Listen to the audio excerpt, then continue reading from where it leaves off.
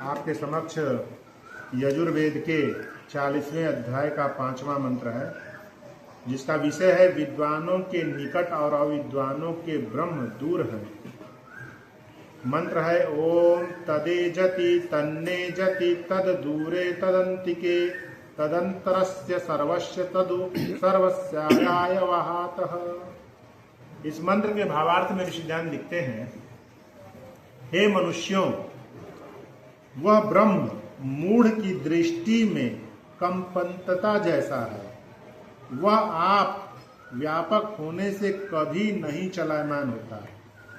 जो जन उसकी आज्ञा से विरुद्ध हैं, वे इधर उधर भागते हुए भी उसको नहीं जानते, और जो ईश्वर की आज्ञा का अनुष्ठान करने वाले हैं, वे अपने आत्मा में स्थित अति निकट ब्रह्म को प्राप्त होते हैं।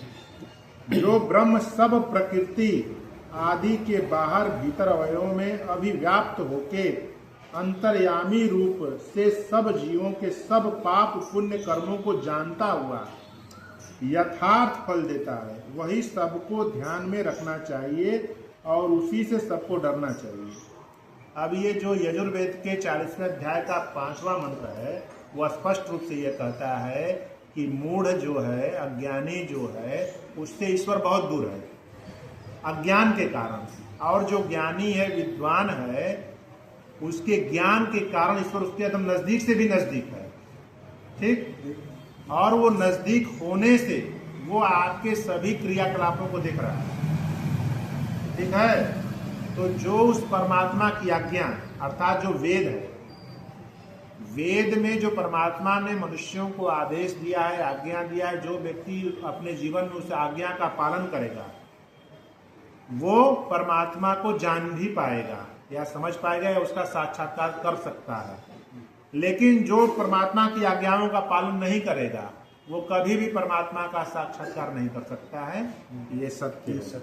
इसलिए हमें अगर किसी से डरना चाहिए वो परमात्मा है, और डरने का तात्पर्य यह है कि अगर हम परमात्मा से क्यों डरें, क्योंकि वो हमारे कर्मों का फल देने वाला है।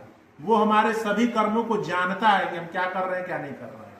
तो या तो डरने की भी आवश्यकता नहीं परमात्मा से, केवल आप अपना कर्म सही कर लें, यानी उसके डरने का तात्पर्य कि उसके डर से अपने कर्म को सही कीजिए, उसकी आज्ञाओं का पालन जीवन में कीजिए, तो आप परमात्मा का साक्षात्कार भी करेंगे, आपका जीवन आनंदमय खुशहाल रहेगा, और इस दृष्टि से आप आनंद के साथ विदा भी हो लेंगे।